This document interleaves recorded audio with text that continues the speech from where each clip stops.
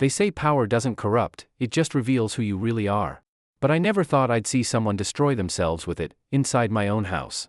Get out of my house. The words came out before I even realized I was standing. Charlotte Hale froze mid-step, clipboard clutched to her chest, master key glinting in her hand like it was a badge of honor. She'd just walked through my front door, no knock, no permission, to inspect the color of my garage. But what she didn't know was that she'd just crossed into the home of a sheriff. For 2 weeks, she'd harassed my 70-year-old mother and me, snapping photos of our yard, taping warnings to the mailbox, calling at night about compliance checks. Most people would have just paid the fines and moved on. But I've seen bullies like her before. They always think rules are shields, when they're really just mirrors. Charlotte stood in the doorway, navy blazer, khaki slacks, that self-righteous half-smile. "Mr. Turner," she began, "this is an emergency compliance inspection under Article 7 of the Maplewood Estates Charter." I set my coffee down, slowly. Her eyes scanned the room, couch, mantel, my mother's framed wedding photo, all of it catalogued like a crime scene. Then she pulled out her phone and started taking pictures. "The pillows," she muttered, "non-compliant color scheme. Potted plant, vegetation placement violation." I just nodded. Playing dumb. Letting her think she was in control. All the while, I was checking boxes in my head: unlawful entry, harassment, invasion of privacy. The more she documented, the more she buried herself. She paused at the kitchen counter. Her gaze fell on my mother's prescription bottles, asthma medication, neatly lined. "Pharmaceutical safety concern," she whispered and snapped another photo. That was the moment I stopped pretending. "Charlotte," I said quietly, "unless this is a life-or-death emergency, you just committed a crime." She didn't flinch. "Emergency inspections don't require notice, Mr. Turner. I suggest you familiarize yourself with the guidelines." Her tone was syrup and steel. Then she handed me a bright orange violation slip. $100, unauthorized exterior color modification. $50, landscaping noncompliance. And finally, $25, excessive decorative items. I smiled. Because when someone shows you exactly how far they'll go, all you have to do is start recording. What Charlotte didn't know was that my mother's house had a secret.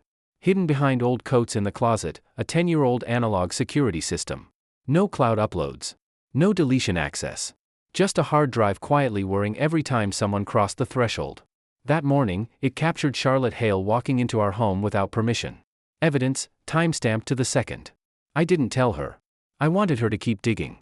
Sometimes the best way to catch a thief is to let them think they're invisible. By the next morning, my phone wouldn't stop buzzing. Charlotte had uploaded violation reports to the HOA app, complete with photos of our garage, garden, and mailbox. Each one came with a timer, 24 hours to comply. It was psychological warfare disguised as community management. The alerts came every hour, like water torture for homeowners. And when I stepped outside, I saw her masterpiece. Fresh red paint along the curb, extending the fire lane past our driveway. Overnight, she'd made it illegal for us to park in front of our own home. The paint was still tacky. And I smiled again. Because that meant whoever did it was out there less than 6 hours ago. I switched drives in the black box system, time-stamped every note, and went to the county office. No record of any repaint order. No permit. No authorization. At the hardware store, the clerk remembered a woman buying 2 cans of red enamel at midnight, cash only. Didn't need to say her name. I already knew. That night, I laid it all out on the table: photos, timestamps, violation slips, screenshots. A pattern of escalation that was starting to look less like enforcement and more like obsession. It didn't stop there. Neighbors began whispering. The HOA newsletter featured a blurred photo of our home under the headline, Sector 7 Noncompliance Rising. The data came straight from Charlotte's reports. She'd created fake statistics to justify more control. And it worked. People started crossing the street to avoid us. Even Mrs. Wilson, who used to bring my mother cookies, wouldn't meet my eyes. But then, one person did. Emma Wilson, Mrs. Wilson's daughter, caught me taking out the trash and whispered, "She's been doing this to others, too. 3 families moved out last year because of her." Her hands shook as she spoke. She threatened to sue me over my tomato garden. That's when it hit me. This wasn't random harassment. It was a system, one Charlotte had perfected. That same night, Charlotte received a phone call from an unknown number. The voice was calm, professional, and cold. "Ms. Hale," it said, "this is regarding the Maplewood Estates matter. We need to meet." She tried to ask who it was. The line went dead. From that moment on, something in her shifted. Her confidence cracked. The woman who used to march through front doors now glanced over her shoulder before stepping off her porch. And the next morning, the HOA app went silent. 3 days later, Charlotte called an emergency HOA meeting. Only half the board showed up.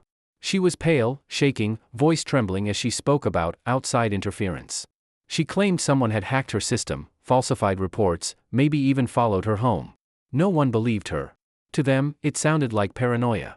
But I watched her from the back row, silent. Because I knew something she didn't. That black box camera didn't just record our entryway. It recorded her returning to our property at 2:47 a.m., standing in the driveway, staring at the window, motionless for nearly 10 minutes before walking away. When I checked the footage, she looked lost. Like she couldn't tell which side of the law she was on anymore. A week later, I received a letter. No return address. Inside was a single USB drive. I plugged it in, and froze. It was security footage. But not from my house. It showed Charlotte in her HOA office, alone, pacing. Then a second figure entered, face obscured, wearing a county maintenance badge. They argued. At one point, the figure slid a folder across the desk marked, "Pool Incident, Confidential." Charlotte's expression turned to terror. The footage ended abruptly. No timestamps. No metadata. Just a shadow reminding her that her past was catching up. The following Sunday, Charlotte didn't show up for the HOA barbecue.